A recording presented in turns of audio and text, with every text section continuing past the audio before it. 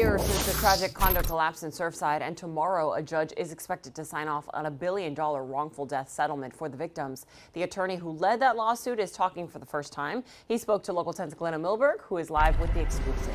Glenna. Nicole, first I want to show you that on this site they are setting up for the memorial. This is the 1 year. This lead lawyer and 135 other attorneys, they've worked all year to get this settlement. They accuse 40 different entities of playing a part in the collapse, including one who is going to pay more than half of that $1 billion settlement. It's the most difficult, most complicated case that I've worked on ever. The building was fragile, but I don't think it would have collapsed that night without some help. Harkey Tropin and Rachel First. Just the magnitude of the tragedy. They led 134 lawyers who secured the $1 billion settlement, money but no admission, from some 40 entities accused of playing a part in Champlain Tower South's catastrophic collapse. No one admits liability, Glenna. That's standard. More than half of that whole settlement comes from just one company, the building's security contractor, Securitas. They gotta get out of there. What collapsed? I don't know.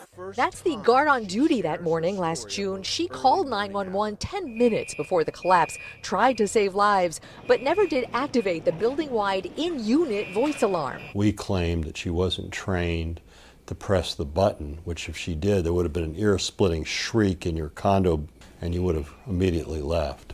And so some people's lives might have been saved. The other majority payout comes from those involved in building the condo next door, developers, engineers, and crews whose work is accused of destabilizing Champlain Towers. Okay. Thursday, the judge is scheduled to finalize the settlement, $100 million of it for attorney's fees, and then begin meeting with families to determine their shares of the settlement, the dollars and cents value of a life. I think you do it the way this judge has handled everything else, with empathy and grace and with an explanation.